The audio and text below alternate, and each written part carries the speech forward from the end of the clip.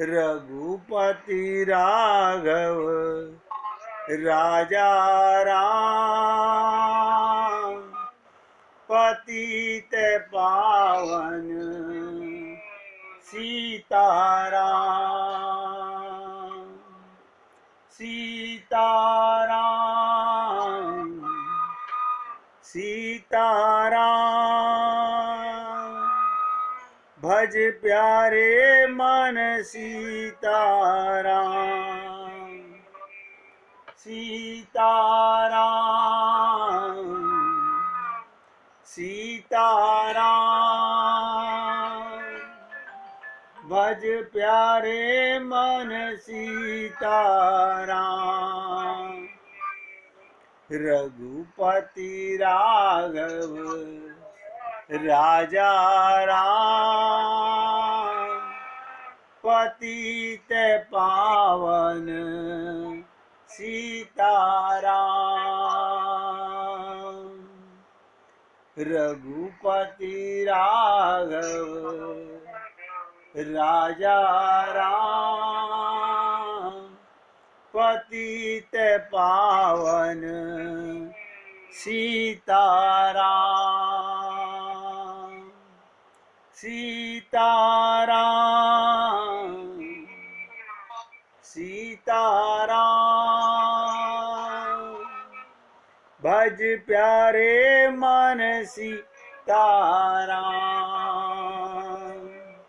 सीताराम सीताराम,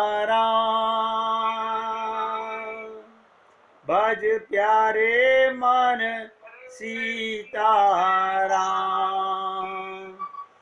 बोलिए सियापति रामचंद्र भगवान की जय। राघवेंद्र सरकार की जय।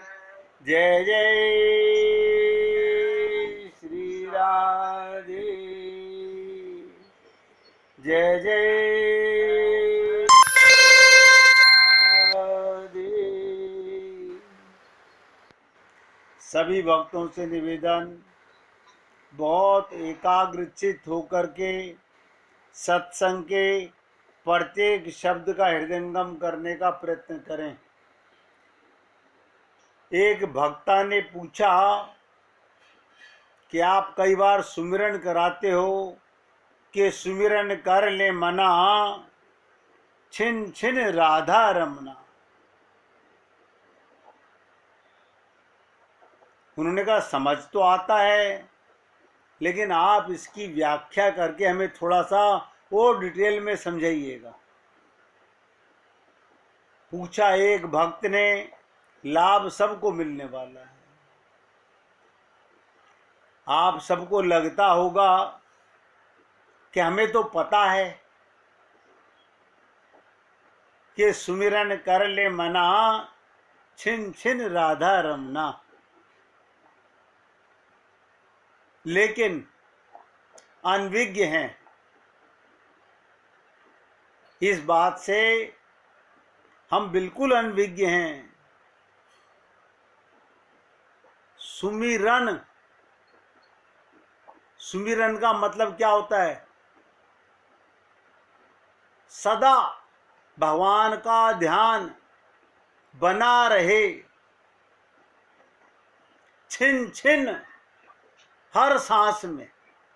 ऐसा तो नहीं होता हमसे। इसका मतलब अगर 2 4 6 बार गा लिया, इससे क्या होगा? आप और हम लोग समझ नहीं सकते। बड़े बड़े संत महात्मा अपना पूरा जीवन लगाकर कैसे कैसे शब्द हम लोगों के लिए सरल बताने का प्रयत्न करते हैं, लेकिन हम लोग आदी हैं। अक्सर लोग कहते हैं क्या सारा दिन भगवान की पूजा करें? किसने कहा?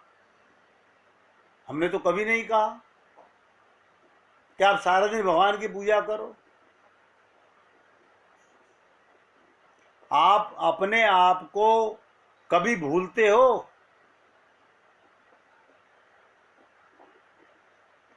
तो अपने साथ सदा कौन रहता है? भगवान। उसको कैसे भूल जाते हो?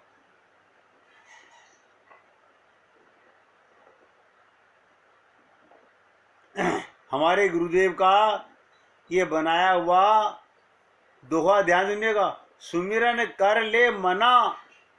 अरे मन,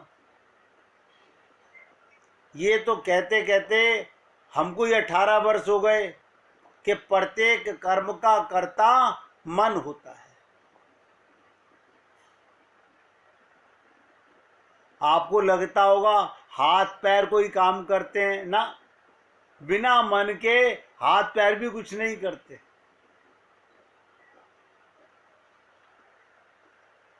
लेकिन जैसे कि अभी आपने कहा कि आप अपने को कभी नहीं भूलते, लेकिन भगवान को तो भूल जाते हैं। अब हमें और भी तो काम करने होते हैं। तो ये बता दीजिए, कोई भी संसार का काम करते हुए अपने को भूल जाते हो ना? अपने को कभी नहीं भूलते। तो अपने साथ जो रहने वाला परमात्मा है, उसको कैसे भूल जाते हैं हम लोग?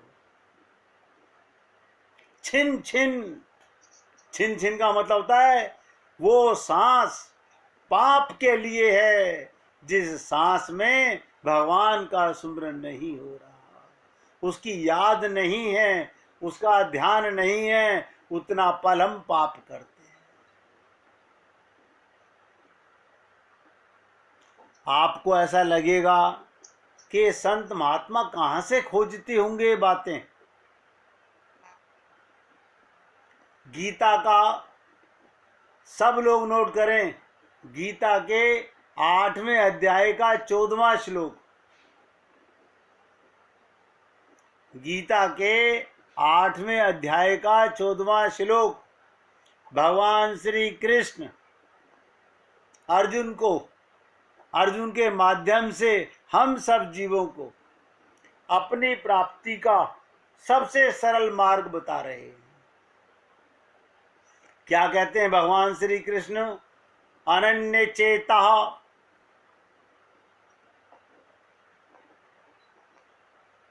अनन्य चेता।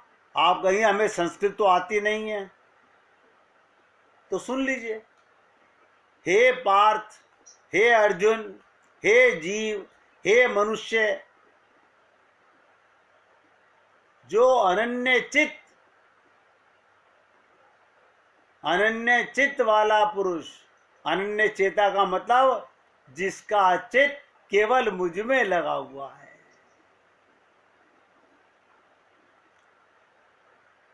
और सततम यो मा स्मृति, जो अनन्य चित्त वाला। हमारा तो न जाने कहाँ कहाँ मन लगा हुआ है, कहाँ कहाँ बुद्धि लगी हुई है, हमारे चित्त में क्या क्या घुसा पड़ा हुआ है। हम अनन्य चित्त तो है ही नहीं। और भगवान श्री कृष्ण कह रहे हैं मैं तो बहुत आसान हूं, मुझे पाना सबसे सरल है।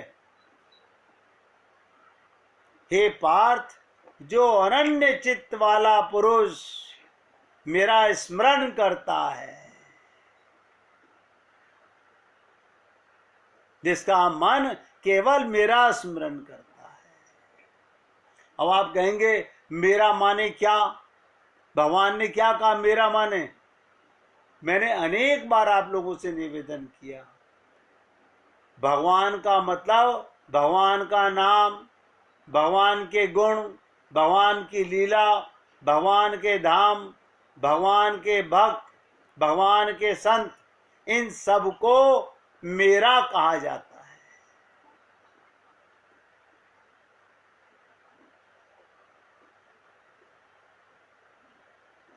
और भगवान गीता में यही बात कह रहे हैं, हे अर्जुन, जो अनन्य चित्त वाला, जिसका चित्त जहां देखी तवह परात, वहां बिताई सारी रात। बड़े खुश होते हैं। कोई हमारी झूठी तारीफ कर दे, हमें आदत है अपनी तारीफ करवाने की, बड़ा अच्छा लगता है। कोई हमसे बोल दे बहुत सुंदर दिख रहे हो, तो आप 4 बार आईना देखते हो। ये कम सुंदरता है कि आप भगवान के अंश आत्मा हो? इससे बड़ी सुंदरता क्या होगी? आप सोचिए, हमारी सबसे बड़ी सुंदरता तो ये है कि हम भगवान के अंश हैं, उसे तो भूल जाते हैं।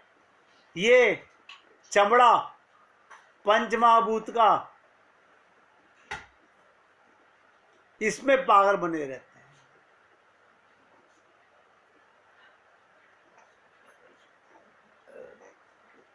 और भगवान कह रहे हैं मेरा स्मरण करता है।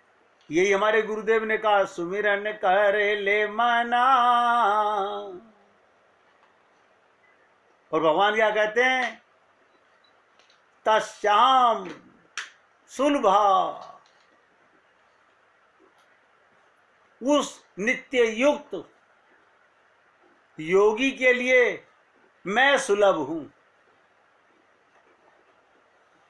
तस्याम सुलभा, मैं उसके लिए सुलभ हूं। पार्थ नित्य युक्तस्य योगिना, उस नित्य युक्त योगी के लिए मैं सुलभ हूं, अर्थात सहज ही प्राप्त हो जाता हूं। आप सोचिएगा, एक श्लोक में, गीता के 8वें अध्याय के 14वें श्लोक में भगवान एक ही बात को 3-4 बार बोल रहे हैं। एक ही श्लोक को, उसमें बार बार कह रहे हैं अनन्य चेता, यानी न अन्य विषय चेत यश्च सोयम अनन्य चेता योगी, जिसका मन केवल मुझ में लगा हुआ है। फिर द्वारा कहा, अनन्य का मतलब यही होता है भगवान से रहा नहीं गया। फिर कह रहे हैं सततम। हमारे गुरुदेव ने कहा छिन छिन। सततम का मतलब क्या? सर्वदा है, सर्वदा। जब तलक तुम्हें अपना होश है, हर सांस में हो सुमिरन तेरा। हम संसार की बातें कब करेंगे? मैं तो सोचता हूं कई बारी, ये जीव कितना निकृष्ट है, इसे मल मथने की कितनी गंदी आदत है, रह नहीं सकता उसके बिना। मैं तो अपने गुरुदेव का और आप जैसे भक्तों का भी सदा ऋणी रहूंगा कि मेरे गुरुदेव ने मुझे ये शिक्षा दी कि गोबर मथने से फल गोबर वाला मिलने वाला है।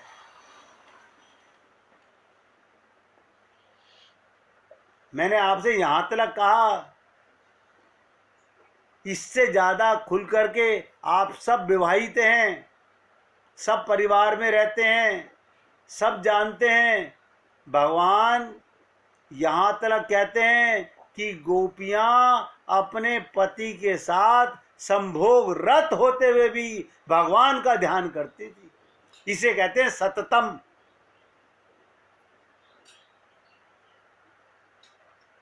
और हमारा मन, सोच के देखिएगा भैया।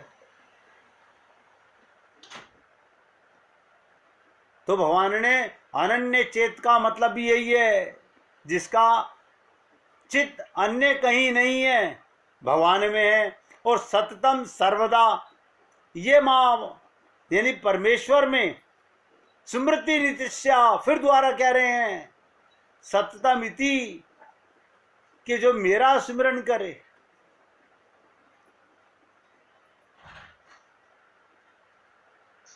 तस्य योगिन अहम सुलभा, सुखेन लभ्ये ये पार्थ नित्य युक्तस्य सदा समाहित चितस्य योगिना एवं अनन्य चेता सनमयी सदा समाहिते भवते।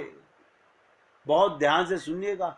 और मैंने आपको इसीलिए सबको कहा कि गीता के 8वें अध्याय का 14वां श्लोक संस्कृत समझ नहीं आती, ये तो समझ में आता ही है ना कि सुमिरन कर ले मना, ये तो समझ आता ही है कि सुमिरन कर ले मना। हाँ, हम गाते तो हैं, सुमिरन थोड़ी करते हैं। बहुत गहराई से सुनिएगा, हम भगवान का रूप ध्यान नहीं करते, हम तो जहां देखी तबा परात वहां बिताई सारी रात, मस्ती ले रहे हैं अपना। और ये भगवान ने शरीर किस लिए दिया था? अपनी प्राप्ति के लिए। मैं कह रहा हूं आप सारे संसार का काम करो, बस ध्यान में रखना सदा भगवान रहते साथ में। अब पूरा हिंदी में सुनिए इसका अर्थ। उस नित्य युक्त योगी के लिए, अनन्य चेता किसे कहते हैं? उस नित्य युक्त जो सदा मुझ में युक्त है, मेरे साथ रहता है, जो सदा मुझे अपने साथ महसूस करता है, उस जीव के लिए आत्म प्राप्ति, परमात्म प्राप्ति सहज साध्य हो जाती है। जो मुझे चैतन्य स्वरूप आत्मा का, यहां पे बहुत गहरी बात कही है भगवान ने, चैतन्य स्वरूप आत्मा का क्या मतलब? किसी मूर्ति का ध्यान नहीं। मैं चैतन्य हूं, आप भी चैतन्य हैं। मेरे चैतन्य स्वरूप आत्मा का। बहुत से लोग मूर्ति का ध्यान करते हैं, ठीक है, something is better than nothing, लेकिन भगवान कहते हैं चैतन्य स्वरूप आत्मा का अनन्य भाव से नित्य प्रतिदिन, प्रतिदिन नहीं प्रति क्षण स्मरण करता है। स्मरण माने मुख से बोलना नहीं होता, ध्यान रखता है।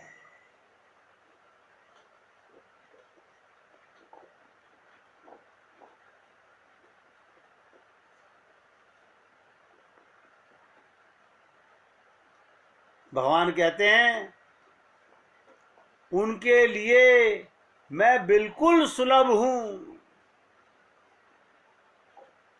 वही मुझे प्राप्त करते हैं। अब हम ऐसा थोड़ी होता है, घर का काम भी करना होता है, तो किसने कहा आप घर का काम मत करो, आप दुकान का काम मत करो, व्यापार मत करो? मैं तो कह रहा हूं आप कोई भी काम करो, कोई भी काम करो, अपने को कभी नहीं भूलते, ऐसे भगवान को मत भूलिएगा, क्योंकि आपके साथ आत्मा नितिष्ठते। आत्मा कहाँ है? परमात्मा की गोदी में। परमात्मा कहाँ है? आत्मा के साथ में।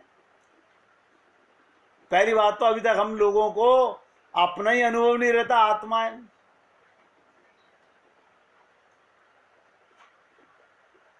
अभी 4 दिन के बाद में कार्तिक का महीना आ रहा है, ध्यान से सुनिएगा, उसकी चर्चा भी आपके साथ करूंगा कि कार्तिक स्नान का मतलब क्या होता है। मैं तो निवेदन कर रहा हूं भाई, अच्छा लगे तो जीवन में उतार लो, वरना आप जो कर रहे हो तो कर ही रहे हो। तो गीता में भगवान श्री कृष्ण 8वें अध्याय के 14वें श्लोक में, इसको बार बार पढ़ो। सिंपल सी बात कहते हैं, हे अर्जुन, जो अनन्य चित, जिसका चित अन्य कहीं ना हो। हमारा बेटे में जा रहा है, बेटी में जा रहा है, परिवार में जा रहा है।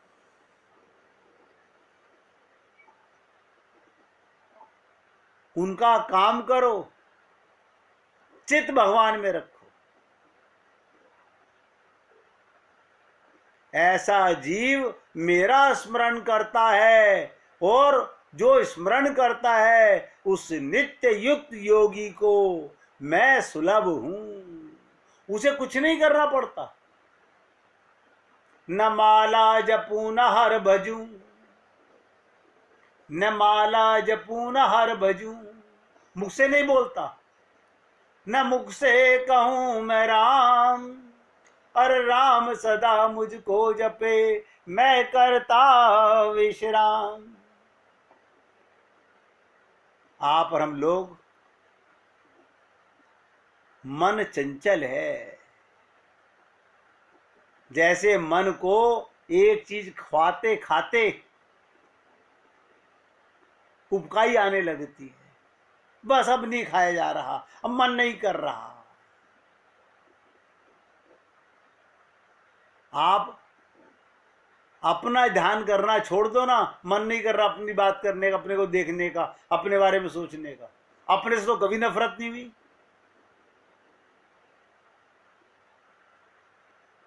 इसलिए आपसे निवेदन कर रहा हूं। भगवान कहते हैं मैं सुलभ हूं, अर्थात सहज ही प्राप्त हो जाता हूं। मुझे पाने के लिए कुछ नहीं करना, कुछ नहीं करना। वरना इस अंधविश्वास में मत रहिएगा कि भगवान किसी मंदिर किसी तीर्थ में बैठे हुए हैं। भगवान तो कहते हैं मैं सब जगह हूं, सब में हूं, और तुम्हारे हृदय में हूं। अब आप मुझे बताइए, आप जहां हो वहां भगवान है। अपने अंदर भगवान को तो खोज नहीं सके, बाहर कहां ढूंढोगे? बाहर घूमिए, भगवान के साथ घूमिए। भगवान को साथ अपने महसूस करके आप जहां जाएंगे वहां भगवान को पाएंगे। इसलिए आपसे निवेदन करता हूं। आप और हम लोगों को भी पता नहीं है कि जब शरीर छोड़ करके हम जाते हैं ना, तो हमारे साथ 5 चीजें साथ जाती हैं। हमारी कामना, मृत्यु के समय हमारे मन में किसी वस्तु विशेष के प्रति कोई आसक्ति शेष रह जाती है, कोई इच्छा अधूरी रह जाती है, कोई अपूर्ण कामना रह जाती है। तो मरने के उपरांत वही कामना उस जीवात्मा के साथ चली जाती है। ऐसे ही वासना, वासना काम की ही साथी ने, ध्यान रखिएगा। वासना काम की संगनी है। वासना का अर्थ केवल शारीरिक भोग नहीं, नोट करो। बहुत से लोग वासना का एक ही अर्थ समझते हैं। केवल शारीरिक भोग से नहीं है, संसार में भोगे हुए उस सुख से है जो उस जीवात्मा को आनंदित करता है। फिर वो घर हो, वासना कहाँ कहाँ होती है? किसी की घर में वासना है, किसी की पैसे में वासना है, किसी की गाड़ी में वासना है, किसी की मान सम्मान में वासना है। मृत्यु के बाद ये अधूरी वासनाएं मनुष्य के साथ जाती हैं और मोक्ष प्राप्ति में, भगवत प्राप्ति में सबसे बड़ी बाधक बनती है। तीसरी चीज सुन लीजिएगा, कर्म। मृत्यु के बाद हमारे द्वारा किए गए कर्म, चाहे वो सुकर्म हो या कुकर्म हो, हमारे साथ ही जाते हैं। मरणोपरांत जीवात्मा अपने द्वारा किए गए कर्मों की पूंजी साथ ले जाता है, जिसके हिसाब किताब द्वारा उस जीवात्मा का अगला जन्म निर्धारित होता है। इसी प्रकार चौथी चीज है कर्ज। ध्यान से सुनिएगा, यदि मनुष्य ने अपने जीवन में कभी किसी प्रकार का ऋण लिया हो, उस ऋण को यथासंभव उतार देना चाहिए, ताकि मरणोपरांत इस लोक से उस ऋण को उस लोक में अपने साथ ना ले जाना पड़े।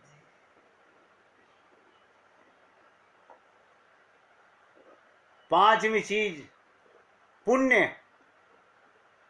हमारे द्वारा किए गए दान, दक्षिणा व परमार्थ के कार्य हमारे पुण्यों की पूंजी होती है। इसलिए हमें समय समय पर अपने सामर्थ्य के अनुसार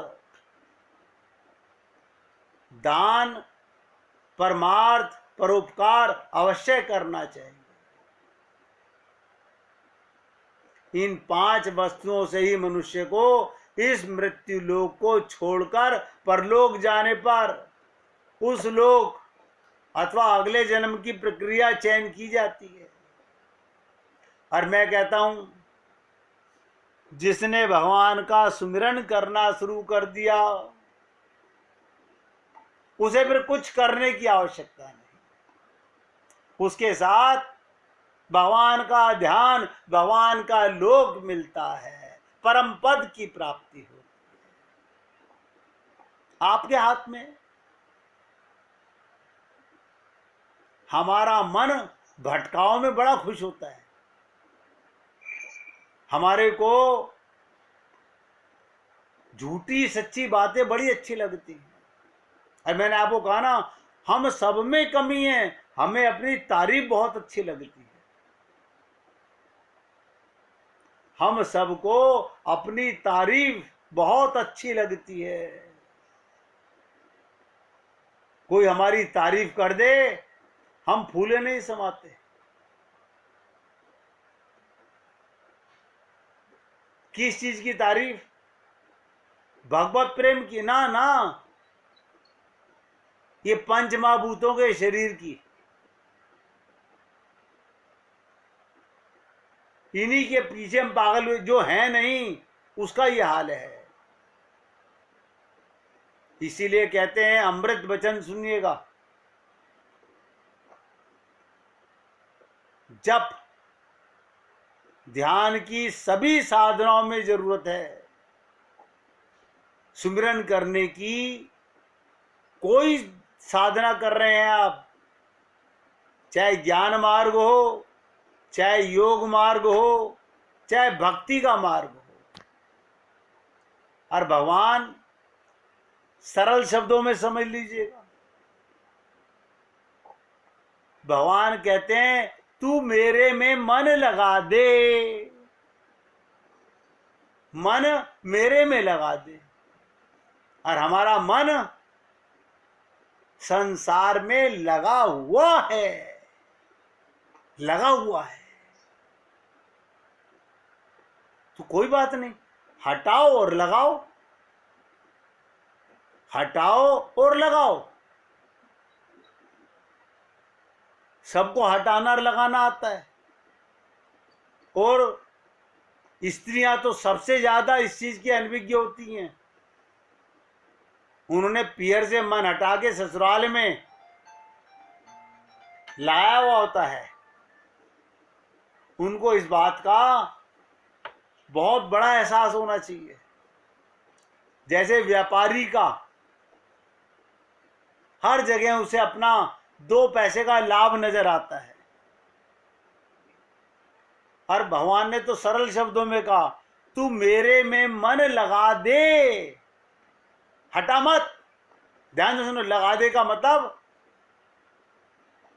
अपना मन मेरे में चिपका दे। कैसे चिपका दें? संसार से हटा और मुझ में लगा। 2 ही जगह हैं, या तो संसार है या भगवान है। आपको लगता हो एक भगवान में लगा दें, इतना बड़ा हमारा परिवार है। बाबा, भगवान का परिवार तुम्हारे परिवार से करोड़ों गुना बड़ा है। इसलिए भगवान कहते हैं, तू मेरे में मन लगा दे। मेरे में मन लगाने से क्या होगा? क्या होगा? भारी से भारी संकटों से, भव सागर से तर जाएगा।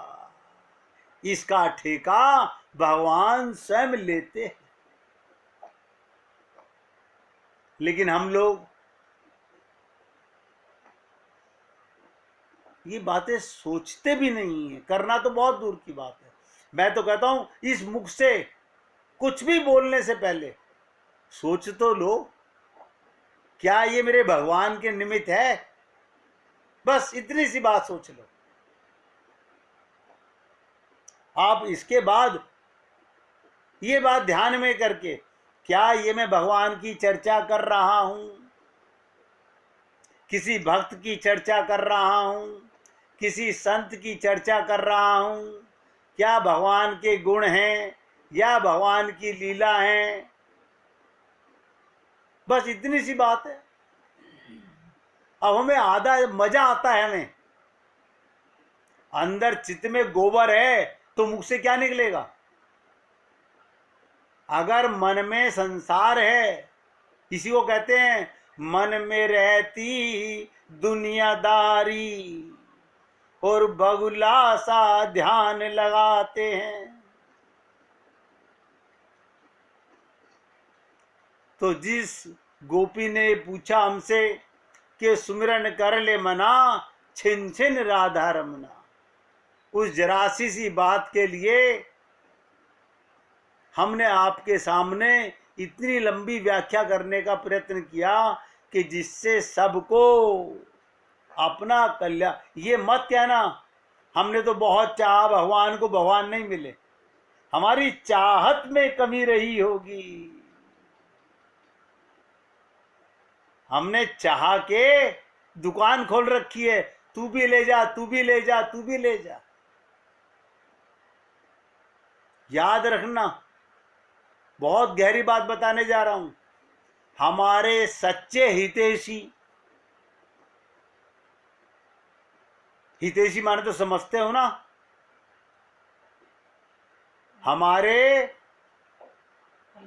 भला चाहने वाले बंधु, आत्मीयता, प्रिय, श्रेष्ठ भगवान ही हैं। तभी तो हमारे गुरुदेव ने कहा कि हरि गुरु दो ही अपना, गहूं इन के ही शरणा। तो श्रेष्ठ ही हैं जो तुम्हारे मन को, ध्यान से सुनो, अगर हम लोगों के जीवन में गुरु ना होते तो हम में और पशुओं में कोई कमी ना होती। हम में और पशुओं में कोई कमी ना होती। वो कैसे? गुरु कौन? जो तुम्हारे मन को भोगों से हटाकर, भोग माने संसार से हटाकर, मरने वालों से हटाकर अमृत परमात्मा भगवान में लगाते हैं।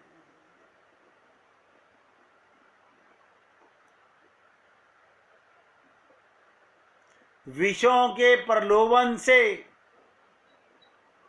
ये संसार के विषय, ये प्रलोभन सब धोखा है, सब धोखा है। मुक्त करके, हटा के आपको ऐसा नशेड़ी बना देते हैं भगवान के प्रेम का, फिर कुछ अच्छा नहीं लगता, कुछ अच्छा नहीं लगता।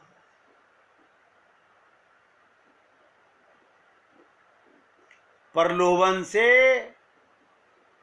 ये सब प्रलोभन है संसार के।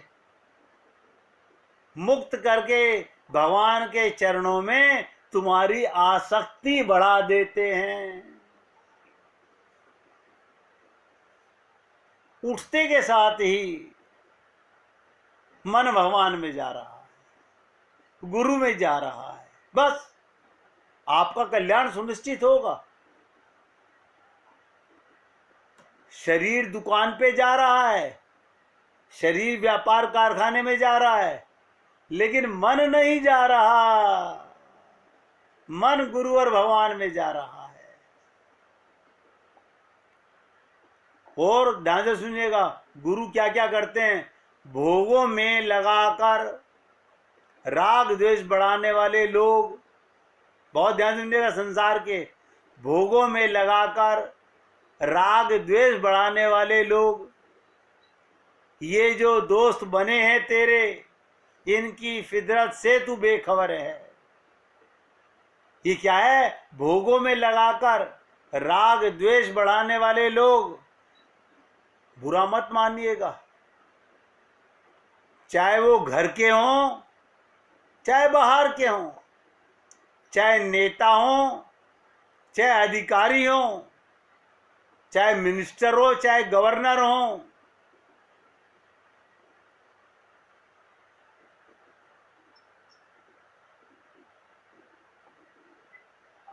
जो तुम्हें संसार की तरफ ले जाए, समझ लीजिएगा वो तुम्हें पाप में ले जा रहा है। साधु महात्मा भक्त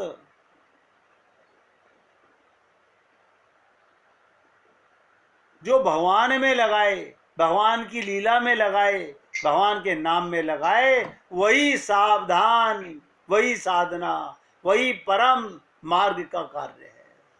अब 1 मिनट कीर्तन कीजिए।